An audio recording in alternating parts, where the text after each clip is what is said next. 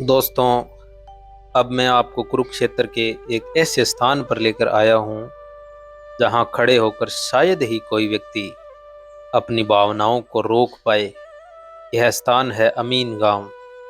स्थानीय परंपराओं के अनुसार इसी क्षेत्र को वह स्थान माना जाता है जहाँ महाभारत के 13वें दिन वीर अभिमन्यु को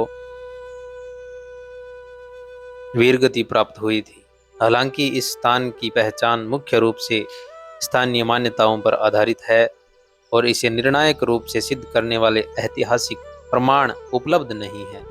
लेकिन दोस्तों, जरा अपनी आंखें बंद करके कल्पना कीजिए, सुबह का समय है, कुरुक्षेत्र की धरती पर धूल उड़ रही है, हजारों रथ, लाखों सैनिक, शंखों की गूंज, घोड़ों की टाप और युद्ध का 13वां दिन शुरू हो चुका है। उसी दिन द्रोणाचार्य ने एक ऐसा चक्रव्यूह बनाया जिसे तोड़ना लगभग असंभव माना जाता था। उधर अर्जुन युद्ध भूमि के दूसरे छोर पर थे। पांडव सेना चिंतित थी। तभी आगे बढ़ा सिर्फ 16 वर्ष का एक युवक। उसका नाम था अभिमन्यु। अभिमन्यु ने शांत स्वर में कहा, मुझे चक्रव्यूह में प्रवेश करना आता है। लेकिन अगले ही पल उन्होंने स्वीकार किया, बाहर निकलने की पूरी विधि मुझे नहीं आती।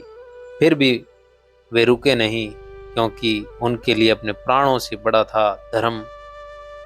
दोस्तों, सोचिए, सिर्फ 16 साल की उम्र, जिस उम्र में आज के बच्चे अपने भविष्य के सपने देखते हैं, उस उम्र में अभिमन्यु ने अपने प्राणों की परवाह किए बिना अकेले चक्रव्यूह में प्रवेश किया। जैसे जैसे वे आगे बढ़ते गए, वैसे वैसे कौरव सेना ने बड़े बड़े महारथी भी उनके सामने टिक नहीं पाए। उन्होंने अनेक योद्धाओं को परास्त किया, लेकिन फिर युद्ध के नियम टूट गए। महाभारत के वर्णन के अनुसार कई महारथियों ने मिलकर उन्हें चारों ओर से घेर लिया।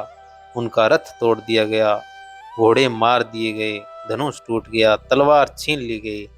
लेकिन क्या अभिमन्यु रुके? नहीं। उन्होंने गदा उठाई और अंतिम सांस तक लड़ते रहे।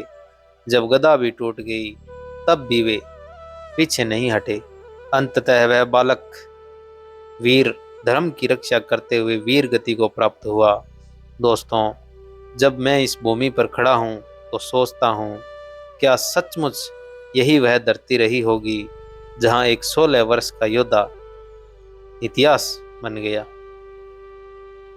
यह प्रश्न शायद हमेशा बना रहेगा, लेकिन एक बात निश्चित है, अभिमन्यु की वीरता आज भी हर भारतीय के हृदय में जीवित है।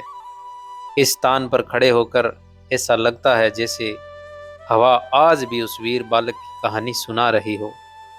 आज भी यह धरती हमें एक संदेश देती है, जीत हमेशा जीवित रहने के लिए नहीं होती।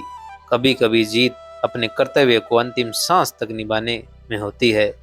दोस्तों, अगर आप कभी कुरुक्षेत्र आए तो अमीन गांव जरूर आइए, क्योंकि यहाँ केवल इतिहास नहीं, बल्कि साहस, बलिदान और कर्तव्य की अमर गाथा जीवित है। जय श्री कृष्ण, जय वीर अभिमन्यु। उम्मीद करता हूँ दोस्तों, यह ब्लॉग आपको बहुत पसंद आया होगा। धन्यवाद।